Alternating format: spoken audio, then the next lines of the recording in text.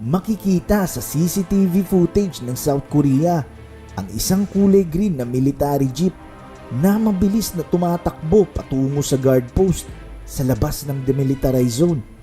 Ito ay minamaneho ng isang sundalo ng North Korea. Kung mapapansin, ang sundalo ay hindi huminto sa North Korean guard post at humarurot pa ito, kaya't makikita ang guard ay nagtangkapang habulin ito. Ang sundalo ay nagpatuloy pang patakbuhin ang sasakyan hanggang sa makarating ito sa North Korean side ng Joint Security Area na malapit sa border ng South Korea. Explain ko muna sa inyo saglit ang tinatawag na Joint Security Area.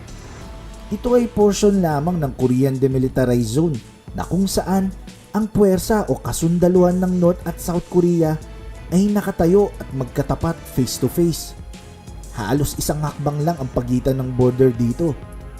Ito ang ginagamit ng dalawang panig para sa mga diplomatic engagement at dito rin ginaganap ang mga military negotiation sa pagitan ng North Korea at United Nations Command.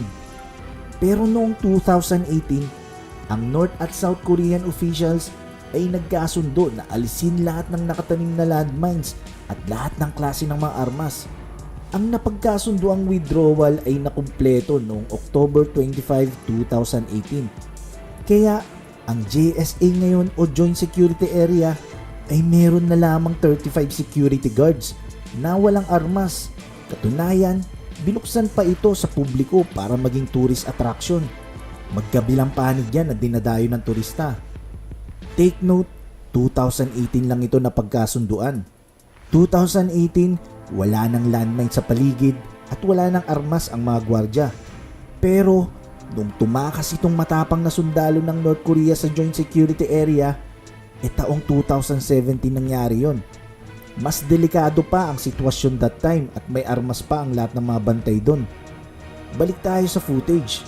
Ang Joint Security Area ay matatagpuan sa tinatawag na Truce Village o Panmunjom na noong 1953 dito pinirmahan ng dalawang panig ang Armistice Agreement na formal na kasunduan na nagbibigay katiyakan na ang Korean War ay tapos na at ang border na naghahati sa dalawang estado ay hindi dapat tapakan ng sinuman mula sa dalawang panig o lumagpas man dito.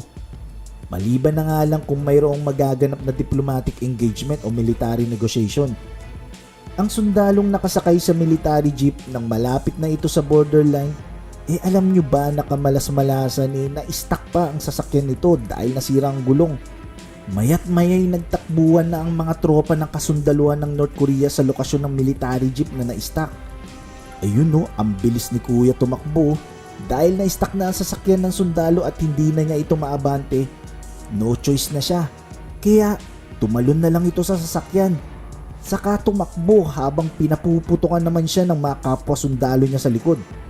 Ayun no, Cardo Dalisay o dumapa pa yung isa habang bumabaril o. Ulitin natin. Ayun no, Cardo Dalisay. Sa isang anggulo makikita na yung sundalong gustong tumakas ay may kitang tumatawid na sa South Korean side habang ang mga sundalo ng North Korea ay patuloy pa rin nagpapaulan ng putok sa kanya. At makikita na tumayo si Cardo Dalisay sa pagdapa para magbida, hinabol pa niya ang kabaro nila. Kaso napahinto siya at mabilis na bumalik. Naalala niya na bawal na pala sila tumapak doon. Patay. Ang pagtapak niya sa borderline ay maliwanag ng violation sa 1953 Armistice Agreement. Ito yung kasunduang binanggit ko kanina. Ang sugatang sundalo ay nasa lupain na ng South Korea at nakahandusay na sa mababang pader na may 50 meters ang layo mula sa borderline. Ito naman ang video na nagpapakita na ang dalawang South Korean army na naka-duty that time ay pagapang na nilapitan ng nakahandusay na sugatang sundalo ng North Korea. At nang makarating sila malapit sa katawan nito, hinatak nila ito para maligtas. Pero bakit pagapang? Kasi instead na maglakad sila ng papatayo papalapit sa nakahandusay na sundalo, makikita sila sa guard post tower ng North Korea. Matapos i-rescue ang sugatang sundalo ng South Korean soldiers, trinansport ito sa helicopter mula sa US 8th Army 2nd Combat Aviation Brigade patungo sa Ajo University Hospital sa Suwon. Marami ang nawalang dugo sa kanyang katawan mula sa 5 tama ng bala. Kaya agad-agad siyang inoperahan pagdating niya sa ospital. Ang surgery at treatment sa sundalong ito ay sinagot ng South Korean government na nagkakahalaga lamang ng 65 million won o $60,800 US dollars. Kahit ang mga doktor nagulat na nakasurvive itong sugatang sundalo. Na-report pa nga na may nakita silang parasitic worm sa katawan ng sundalo na resulta raw ng mababang kalidad ng pagkain na meron sa North Korea. Okay, wait. Balikan muna natin yung mga sundalo ng North Korea na rumesponde kanina para tugisin ang kabaro nilang tumakas. Ano-ano ang mga violation nito sa Armistice Agreement? Unang violation, nagpaputok sila across sa MDL o Military Demarcation Line na border na matatagpuan sa mismong Joint Security Area. Pangalawang violation, ito yung ginawa ng isang North Korean soldier na tinawag natin kaninang si Cardo Dalisay na may padapa-dapa pa tapos tumayo. Then, bida-bidaan, balak pang humabol at ayun, tumapak sa border. Very good talaga. Kita nyo, balik agad siya ng mabilis Akala niya di siya nakita Very good talaga. Dahil doon, natanggal at pinalitan sa pwesto ang mga sundalong rumesponde kasama na si Cardo. Yung lugar naman kung saan na-stack yung military jeep ng sundalo, hinukayan na nila ito at nilagyan na rin ng bakod para di na maulit ang nangyaring insidente. Anyway, ang North Korean soldier na tumakas patungong border ng Joint Security Area, siya ay si Oh Chong-song. 24 years old siya that time. Anak siya ng isang North Korean Major General. Siya ay nakadistino sa Panmunjom at trabaho niya na ipag-drive ang general staff ng North Korean military at North Korean senior officers. Sumasahod lamang siya ng $100 a month. Sa isang interview, sinabi niya na wala na siya sa sarili habang nagmamaneho.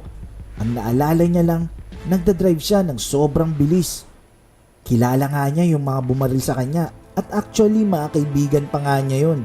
Naiintindihan naman daw niya yun kasi kung siya ang nasa kalagayan ng mga kaibigan niya at may nakita siyang magtatangkang tumakas, ganun din naman daw ang gagawin niya. Naalala niya na habang tumatakbo siya, ramdam niyang duguan na siya pero tuloy pa rin daw siyang tumatakbo hanggang sa makalagpas sa border. At nung nakahandusay na siya, naalala pa niya nung hinahatak siya. Ang akala niya kasi that time hinahatak siya para ibalik sa North Korea. Sabi ng nag-interview sa kanya, ilang dekada nang walang nakatawid sa border na yon at walang ibang nangahas. Tingin mo ba na ikaw ay matapang? Sagot ni Oh Chong-song sa kanya, hindi ang katapangan niya ang bumuhay sa kanya, kundi ang mga tao sa South Korea na nag-donate ng dugo para sa kanya. Dagdag pa niya, lubos din niyang pinasasalamatan ang American medics na nagdala sa kanya agad-agad sa ospital. Lalo na raw si Sergeant First Class Gopal Singh na talagang tumulong sa kanya para maligtas ang buhay niya. Sabi pa ni Oh Chong-song na kung bibigyan siya ng opportunity na makita siya, gusto niya raw talaga magpasalamat ng personal sa lahat-lahat ng ginawa niya. Ngayon, si Oh Chong-song ay naninirahan na sa isang maliit na apartment na malayo sa pamilya at kasalukuyang tinatamasa ang sarap ng pagiging malaya.